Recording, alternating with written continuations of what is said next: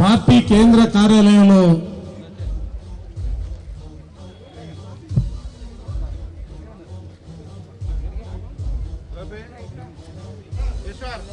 పేదలకి ముఖ్యంగా అనాథ పిల్లలకి బట్టలిచ్చే కార్యక్రమాన్ని సోదరుడు మల్లికార్జున రెడ్డి నేతృత్వంలో ఈ రోజున కార్యక్రమానికి పెద్దలు సజ్జల రామకృష్ణారెడ్డి గారి చేతుల మీదుగా ఈ కార్యక్రమాన్ని తీసుకోవడం జరిగింది.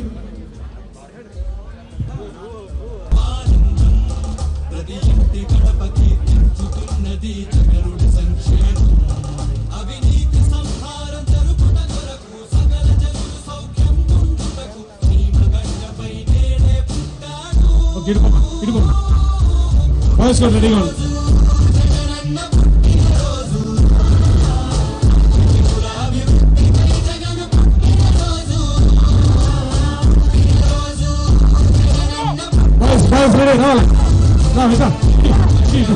సెక్యూరిటీ వాయిస్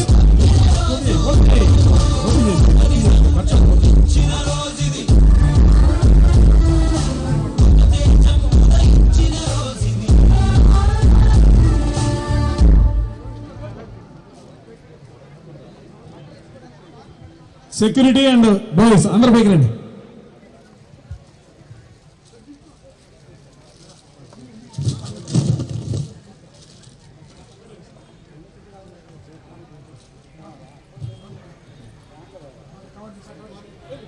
దివ్యాంగులకి అక్కడికి వచ్చి ట్రైసైకిళ్ళు బట్టలు ఇచ్చే కార్యక్రమం అక్కడ ఉండదు, ఎందుకంటే ఫోటో ఎగ్జిబిషన్ ఉంది. ప్రారంభించినప్పుడు అక్కడే వెళుతుంది, దయచేసి అక్కడే ఉండవలసిందిగా కోరుకుంటూ ఇప్పుడు అక్కడ ఉండాలి. ఇప్పుడు మహానేత మన ప్రీతమ నేత జగన్మోహన్ రెడ్డి గారి జన్మదినోత్సవాన్ని పురస్కరించుకొని ఈ రోజున రాష్ట్ర వ్యాప్తంగా 175 నియోజకవర్గాల్లో కూడా ఆర్భాటాలకు దూరంగా జగన్మోహన్ రెడ్డి గారి సంకల్పం ఏదైతే ఉందో పేదలకి అనాథలకి సమాజంలో వెనుకబడి ఉన్నటువంటి వర్గాలకి చేయూతనందించే కార్యక్రమంలో భాగంగా వస్త్రదానాలు, అన్నదానాలు, అదేవిధంగా అన్నిటికీ మించి ఇవాళ ప్రపంచాన్ని కోవిడ్ మహమ్మారి ఇవాళ ఇబ్బందులు పెడుతున్నటువంటి పరిస్థితుల్లో హాస్పిటల్లో రక్తం నిల్వలు లేక అనేక మంది రోగులు ఇవాళ మరణిస్తున్నటువంటి పరిస్థితులు, అత్యవసరానికి సంబంధించినటువంటి ఆపరేషన్లకు సంబంధించి కూడా బ్లడ్ లేక ఆపరేషన్ సైతం ఆగిపోతున్నటువంటి పరిస్థితులు వైఎస్ఆర్ పార్టీ దృష్టికి వచ్చినటువంటి పరిస్థితులు.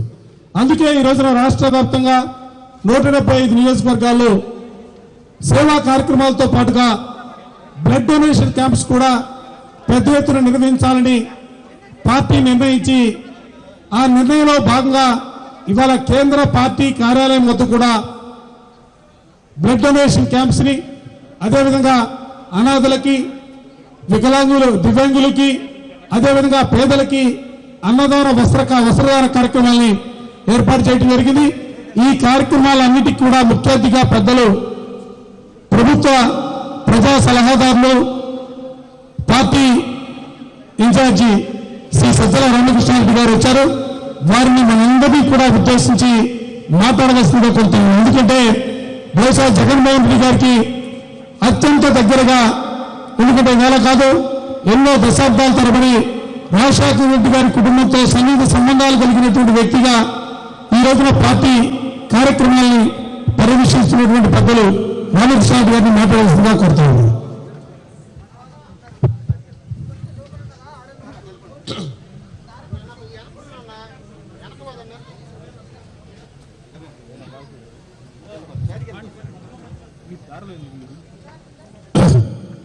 అందరికీ నమస్కారం.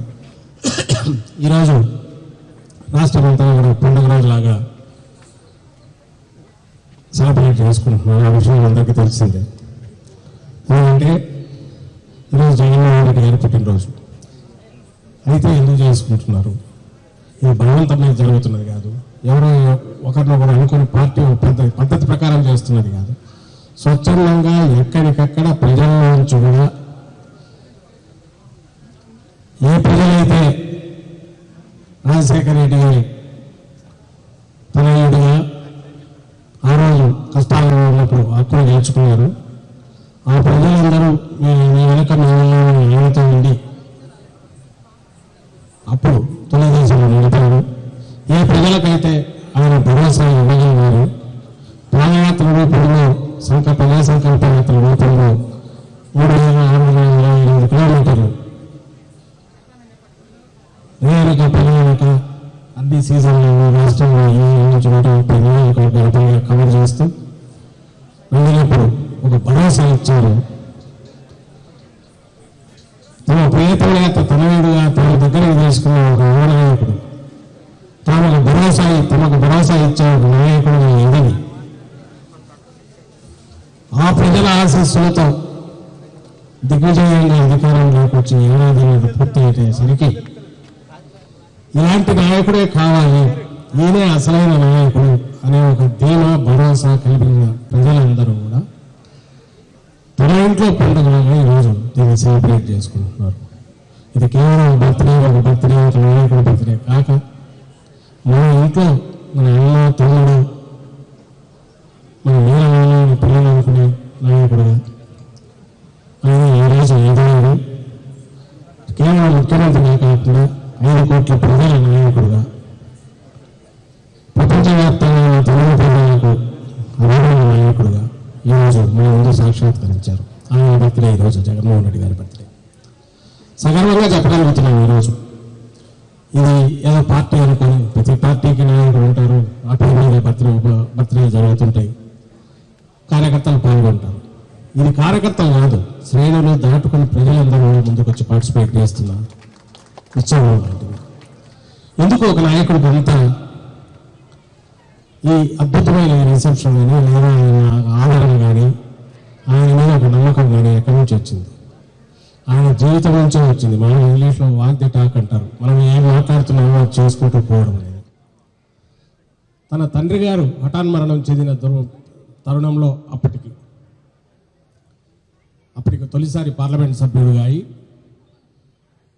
పత్రికా రంగంలో ఒక సంచలనం సృష్టించి ఓ బిజినెస్ మ్యాన్గా ఒక యువ రాజకీయ నాయకుడిగా ఎదుగుతున్న నాయకుడు, రాజశేఖర రెడ్డి గారి తనయుడిగా అందరికీ తెలిసిన నాయకుడు.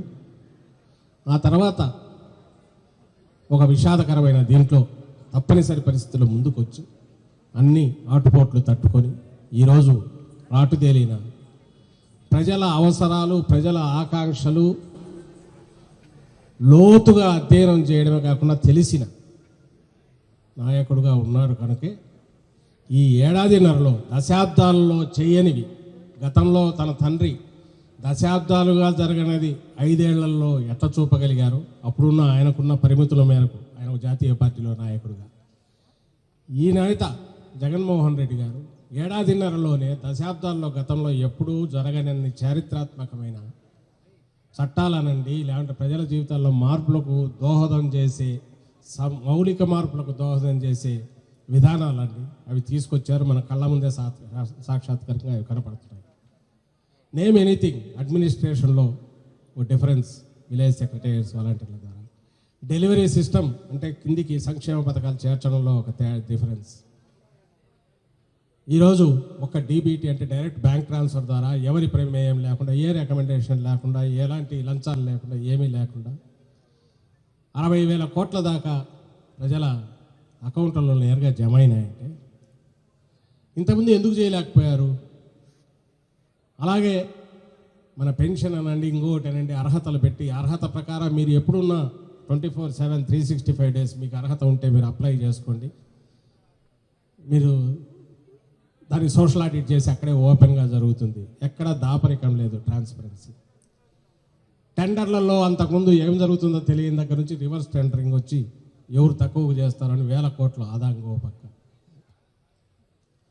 సంక్షేమ పథకాలు, పారదర్శకత, అవినీతి రహిత పాలన, అభివృద్ధి జమిలగా. సంక్షేమ పథకాలు బాగా ఎక్కువ అయినందువల్ల ఏడాదిన్నరలో మనకు కనపడుతున్నది అభివృద్ధి గురించి ఏమీ దృష్టి పెట్టలేదని కొన్ని వర్గాలు అన్న సందర్భాలు ఉన్నాయి. కానీ అక్కడ ఒక పక్క నింపాదిగా నిబ్బరంగా అది కూడా జరుగుతున్న విషయం. ఈవెన్ ఇన్ కోవిడ్లో కూడా ఈ మధ్య లెక్కలు చూస్తే అర్థమవుతుంది. ఈరోజు ఉదయమే కనపడితే ఒక అధికారి అడిగారు, దానికి జనరల్గా గేట్ రాయి జిఎస్టీ కలెక్షన్స్, ట్యాక్స్ కలెక్షన్స్, వీటికి సంబంధించి నార్మల్ లైఫ్కి రావడం. అది కోవిడ్ దీంతో దేశమంతా అతలాకుతలం అవుతుంటే సెప్టెంబర్ నుంచి మంది పాజిటివ్ సైడ్ టర్న్ అవుతుంది, డిఫరెన్స్ తగ్గుతూ వస్తుంది. రేపు సర్ప్లస్ ప్లస్ అంటే గత గ్రోత్ రేట్తో పోలిస్తే లాస్ట్ ఇయర్తో 19-20తో పోలిస్తే 5% వస్తుంది ఫైనాన్షియల్ ఇయర్ పోయేసరికి పాజిటివ్ గ్రోత్ రేట్ అని అధికారి చెప్పాడు.